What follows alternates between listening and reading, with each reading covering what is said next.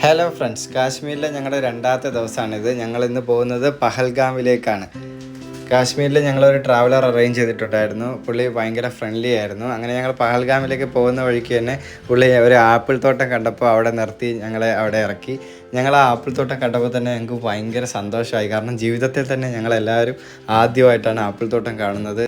ഞങ്ങളവിടെ കുറേ നേരം സ്പെൻഡ് ചെയ്തു, കുറേ സമയം റീൽസ് എടുത്തു, കുറേ സമയം ഓരോന്ന് സംസാരിച്ചും കളിയാക്കിയൊക്കെ എൻജോയ് ചെയ്തു. കാശ്മീർ വന്നപ്പം മഞ്ഞൊന്നും കാണാൻ പറ്റാത്തതിൽ കുറച്ച് പേർക്കൊക്കെ ഒരു നിരാശ ഉണ്ടായിരുന്നു. എന്നാൽ ഈ ആപ്പിൾ തോട്ടം കണ്ടപ്പം അതെല്ലാം പോയി. കാരണം അത്രയ്ക്ക് ഹാപ്പി ആയിരുന്നു എല്ലാവരും.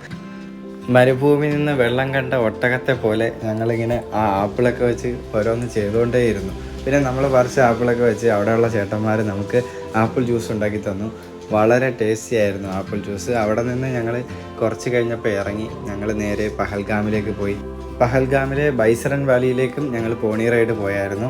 ആ പോണി റൈഡിന് ഒരാൾക്ക് അവർ 3500 രൂപയാണ് പറഞ്ഞത്.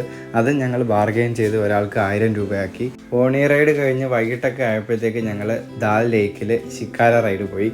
ശിക്കാര റൈഡ് ഞങ്ങൾ ബാർഗെയിൻ ചെയ്ത് കുറച്ചായിരുന്നു. അപ്പം നിങ്ങളും കാശ്മീർ പോകുമ്പോൾ ബാർഗെയിൻ ചെയ്യാൻ മറക്കരുത്. അപ്പോൾ വീണ്ടും കാണാം. Bye from foodie friends.